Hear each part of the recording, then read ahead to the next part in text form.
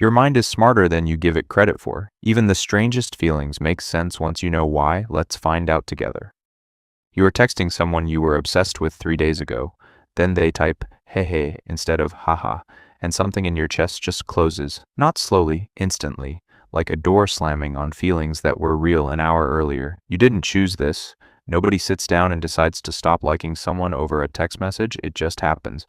One second you are planning a future, the next second you are staring at your phone wondering how you ever found this person attractive at all. Scientists finally have a name for it, and it turns out this feeling is a lot older than your phone. Researchers call it the ick. But here's what almost nobody realizes. That switch is not new. It is not a Gen Z invention, and it is not proof that you are picky or broken. It is a piece of very old survival machinery, misfiring in a very modern world. You already know the moment. Someone orders for you without asking. Someone runs to catch a bus, arms flailing. Someone says a word wrong in a voice memo, and suddenly you can't unhear it. None of these things are actually dangerous. None of them mean anything about a person's character, and yet in that split second, your brain treats them like a 5-alarm fire. Let's go back further than the text message. Let's go back before language, before dating apps, before you even knew what a red flag was. Your ancestors needed a fast way to reject bad choices, not bad food, bad mates. A partner with hidden weakness, low fitness, or poor judgment could cost you everything. Time, safety, children who might not survive. There was no algorithm to calculate this. There was only a feeling, a gut-level, instant, undeniable feeling that said, get away from this right now, don't think about it. That feeling was disgust. Disgust researcher Paul Rosine spent decades showing that disgust didn't start as a social emotion at all. It started as a defense against things that could poison you or make you sick: rotten meat, bodily fluids, illness. Your brain built an alarm system for anything that looked contaminated. But somewhere along the way, evolution did something strange. It repurposed that exact same alarm system for choosing a mate. Why would your brain reuse a disgust system for something like love? Look at your closest living relatives for a clue. Chimpanzees groom obsessively, picking through each other's fur for parasites and debris, rejecting mates that show signs of poor health almost on instinct. They don't reason their way into that rejection. Their bodies just recoil. Humans inherited that same wiring, then layered centuries of language and culture on top of it, without ever replacing the original circuit underneath. Because choosing a mate badly was, in a very real evolutionary sense, contaminating. A partner with poor impulse control. A partner who couldn't provide. A partner who might not stick around when things got hard. These were not diseases you could see under a microscope, but to an ancestor scanning for danger, they might as well have been. Evolutionary psychologist David Buss spent years studying what humans actually look for in a partner across dozens of cultures.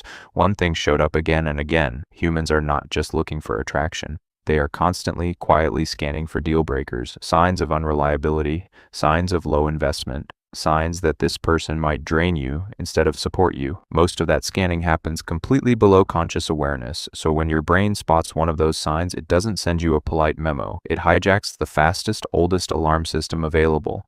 Disgust, that's the ick.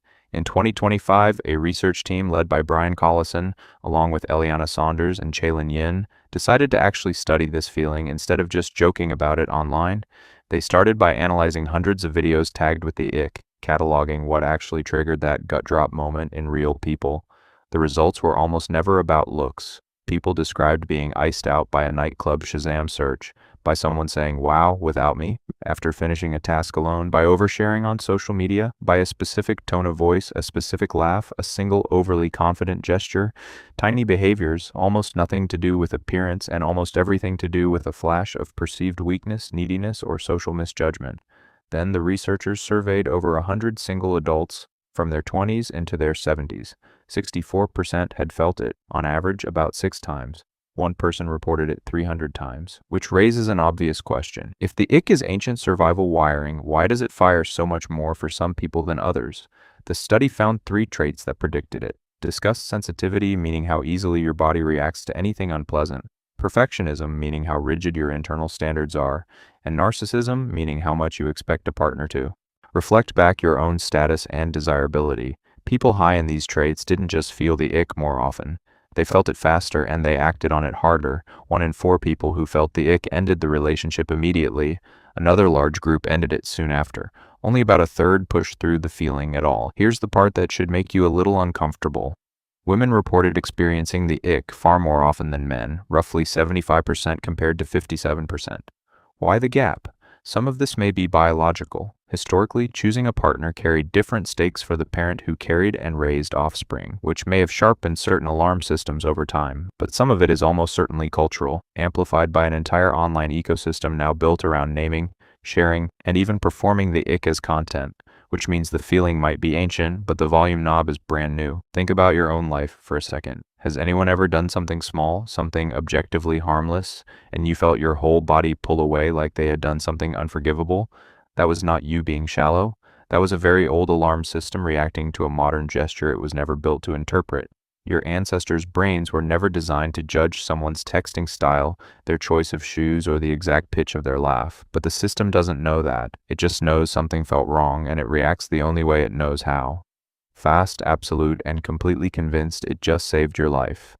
That's the strange power of this feeling. It never arrives with a question mark. It arrives with total certainty. In the moment, you are not thinking, maybe I'm overreacting.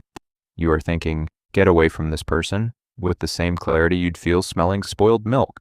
But certainty is not the same thing as accuracy. Sometimes the ick catches something real. A genuine mismatch, a genuine red flag, a pattern your gut noticed before your conscious mind did.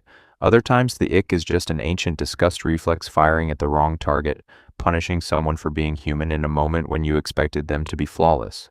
So the next time it happens to you, pause before you trust it completely. Look for the difference between a pattern and a moment. A single awkward laugh is a moment. A partner who consistently disregards how you feel is a pattern. The ick treats both the same way with the exact same wave of certainty, because the system was never built for nuance, it was built for speed. And here's the twist almost nobody talks about.